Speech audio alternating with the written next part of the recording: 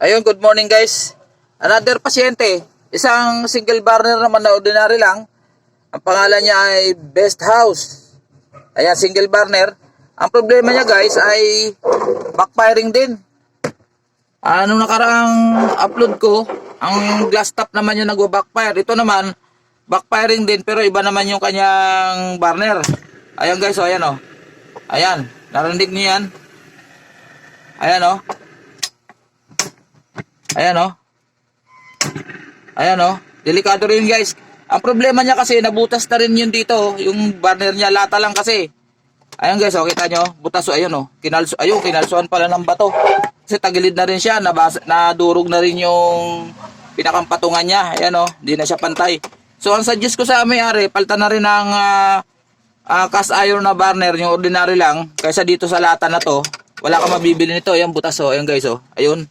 Butas. Lumalabas na niya yung gas kaya yan ganyan tumutunog. Ayan oh. Ayan. So standby guys. Papalitan natin ng madali lang to paltan kaysa dun sa glass top. So tanggalin lang to. Tapos ito nakalak lang yan diyan, naka-clip lang yan dito, ayan oh. Didiretso lang natin yan, tanggal na yung burner. Mainit. Ayun. Ayan oh guys oh.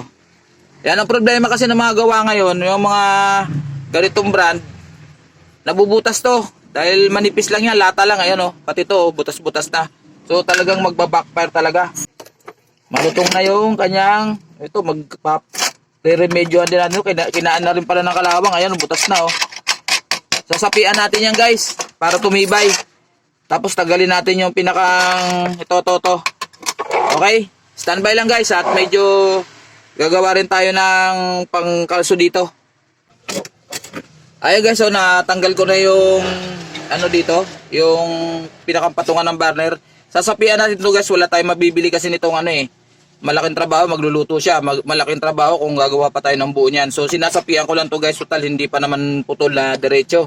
So pakita ko sa inyo kung paano paggawa ng pansapi diyan, paano pagsapi para tumibay siya. Kasi hindi pa naman siya tuluyang bumabagsak. Pero pang ano lang, pandepensa. So ito guys, nakakuha ko na medyo manipis na plain sheet. Ayan oh. Tama-tama lang to kasi ito mas manipis pa nga to kaysa dito eh. So magiging ganyan. Bawasan pa natin. Hindi kailangan perfect guys. Ang importante may papatungan tayo ng burner na hindi siya malalaglag. Yan ang purpose nito guys. DIY tayo, DIY. Ayan ganyan. Ganon, tapos ibabalkot natin yan mamaya para sobra pa. Ganyan, tapos dito. So sobra pa siya guys, babawasan pa natin. Pinakasimpleng pag-repair na halimbawa ganito yung patungan ng burner nyo, nabubulok po kasi yan. Dahil nga sa yung mga yerong ginagamit maninipis. So ganyan, tandaan nyo na lang po yung gitna. Dito tayo magbubutas para sa gagayahin natin to. Diyan natin isisentro yan mamaya. So, iniwasan lang natin yung tornilyo na to. Yan. Tapos, guhitan natin tong pinakang lalagyan ng butas mamaya. To. Ay. Muli na kasama ko. Sige. Tol!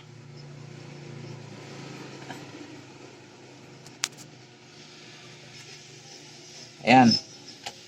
Dumadaan na yung customer. Gusto na kunin. Eh, yung gagawin natin.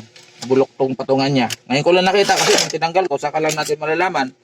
So, hindi ko na ito parang ano ko na lang to.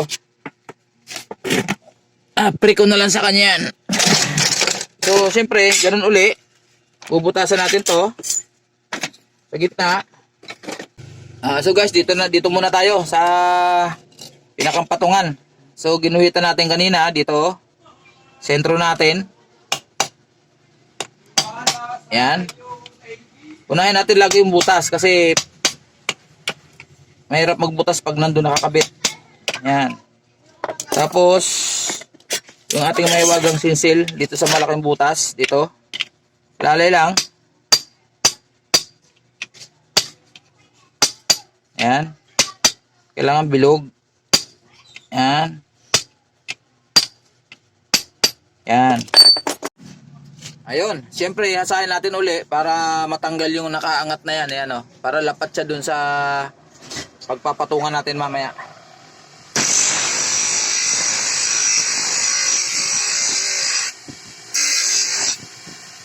Ayun guys oh, flat na siya. Okay? Yan. Tapos, ganito gagawin natin dyan. Kaya pinili ko mas malambot kasi iyayakap lang natin to dito.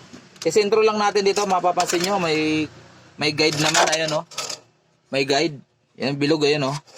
Iyayakap lang natin to dito. Yan.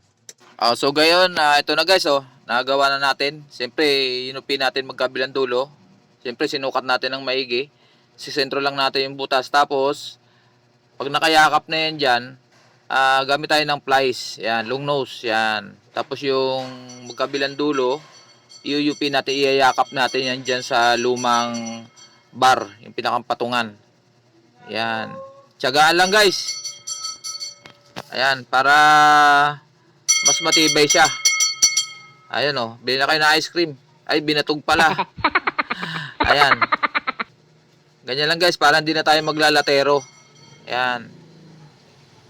Mabilis ang solusyon yan kung sakaling bulok na yung mga patungan. Medyo manipis lang na yero gamitin natin. Ayan o. Para madali iyakap dyan. Ayan. Ipit-ipitin lang natin. Tiyagain lang. Hanggang lumapat siya ng todo. Kumapit siya dyan. Ayan. Ayan. Siguraduhin lang natin yun. Siyempre yung butas natin doon nakasentro din sa dating butas. Ayan. O. Ipit lang na ipit hanggang makuha natin yung tamang kapit dun sa pinakambar. Ayan. Ayan, plies para mas malakas. Ayan, siyempre pati sa kabila.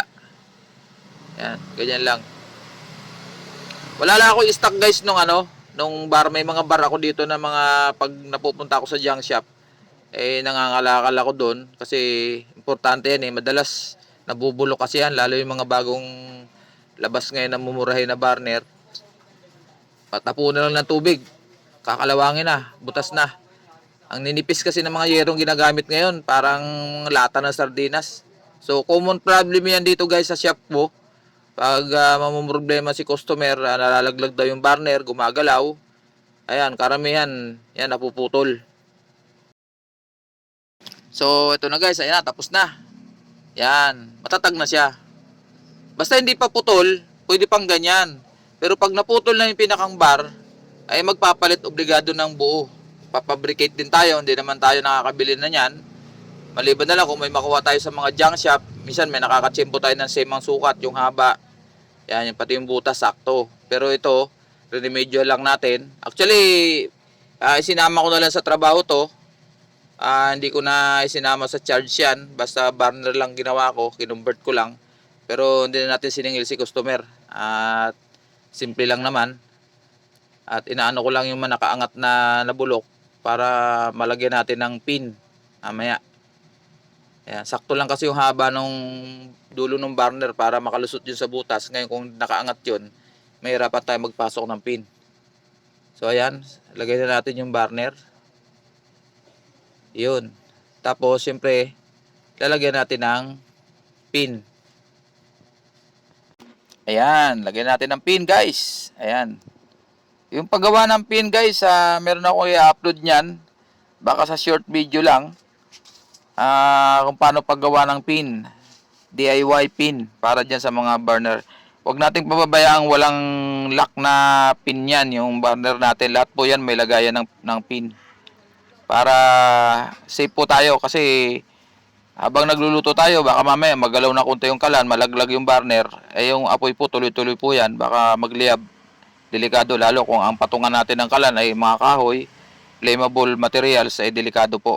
Ayan, so secure natin maigi yung burner natin. Yung iba kasi nakapatong lang. Nung araw kasi, yung mga standard, yung mga original nung araw, tsaka yung mga 3D, mga Hanabishi nung araw na original, mabibigat po yung burner, talaga nakapatong lang, walang lock. Pero hindi mo kayang basta-basta tanggalin yon kahit naalugin mo yung kalan. Talagang nakapatong lang siya, ganun talaga yung design nila. Pero ngayon, yung mga labas ngayon, palibasa magagaan. So, linagyan nila ng pin. Ayan. Tetestingin natin guys. Ayun, umapoy na. So siguro konting adjust na lang dyan sa ilalim para mabawasan yung dilaw. Pero yung dilaw na yan, usually yan, ano yan eh, yung sa burner na lang yan at saka adjustment. Ayan, siguro konting linis pa. Kulang siya ng pressure. Ayan. Try natin tanggalin ulit. Sundutin natin yung pinaka-nozzle niya. Ayan, kung mapapansin nyo, humihina siya. Siguro may dumi pa dun sa pinaka-nozzle na tinutulak ng pressure kaya medyo humihina siya. So, sundutin natin. Ayan. Ayun, tinanggal natin yan. Tapos sinundot natin yung nozzle. Try natin uli. Ayan, medyo mas maganda na. Tsaka nawala na yung dilaw. Ayan, malakas na yan guys. Ayan. Blue flame na siya. Nalinis natin yung nozzle kasi may mga dumi-dumi siya na konti. Ayan. Ayun, matutuwa na si customer. Makakapagluto na siya ng maayos. Ayan, at maraming salamat po sa mga hindi pa nakasubscribe sa aking munting channel.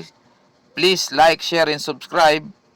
At siyempre, paki-hit na rin po ang notification bell dyan sa taas para update po kayo sa mga susunod ko pang video. Maraming salamat po. Matsuki TV. Bye-bye!